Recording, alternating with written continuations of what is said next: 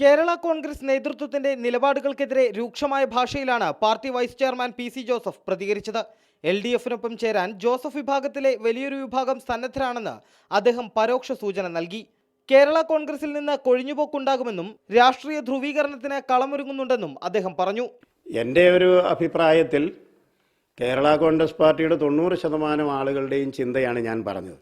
കൃഷിക്കാർക്ക് വേണ്ടി പ്രതിബദ്ധതയോടെയുള്ളൊരു രാഷ്ട്രീയ ധ്രുവീകരണം വന്നാൽ മതേതരത്വം സംരക്ഷിച്ച് വർഗീയതയ്ക്കെതിരെ പോരാടാൻ കഴിയുന്ന ഒരു രാഷ്ട്രീയ ശക്തി ഉയർന്നു വരുന്നുവെന്ന് കണ്ടാൽ കേരള കോൺഗ്രസ്സുകാർക്ക് അതല്ലേ സ്വീകരിക്കാൻ കഴിയൂ. താൽക്കാലിക നേട്ടത്തിന് വേണ്ടി ആപൽക്കരമായിട്ടുള്ള മേഖലകളിലേക്ക് കടന്നു പോകാൻ ഒരിക്കലും കേരള കോൺഗ്രസിൻ്റെ സാധാരണ പ്രവർത്തകന്മാർക്ക് കഴിയില്ല. അഴിമതി കാട്ടിയവർ ആ ധ്രുവീകരണത്തിൽ പങ്കാളികളാകില്ല.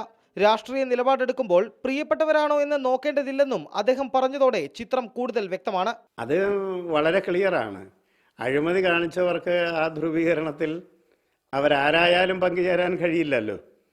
അത് പിന്നെ നമുക്ക് പ്രിയപ്പെട്ടവരാണോ നമുക്ക് അന്യരാണോ എന്നുള്ളതല്ലല്ലോ പ്രശ്നം. ജോസഫ് വിഭാഗത്തിന് സീറ്റുകൾ പരിമിതപ്പെടുത്താനുള്ള നീക്കം ചിലരുടെ താൽപര്യപ്രകാരമാണ്.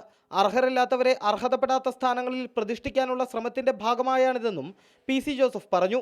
ഈ പാർട്ടിയിൽ അഭിപ്രായം പറയുന്ന പഴയ ജോസഫ് ഗ്രൂപ്പിൽപ്പെട്ടവരെ എല്ലാവരും ഒഴിവാകണം എന്നാരോ ആഗ്രഹിക്കുന്നുണ്ട്.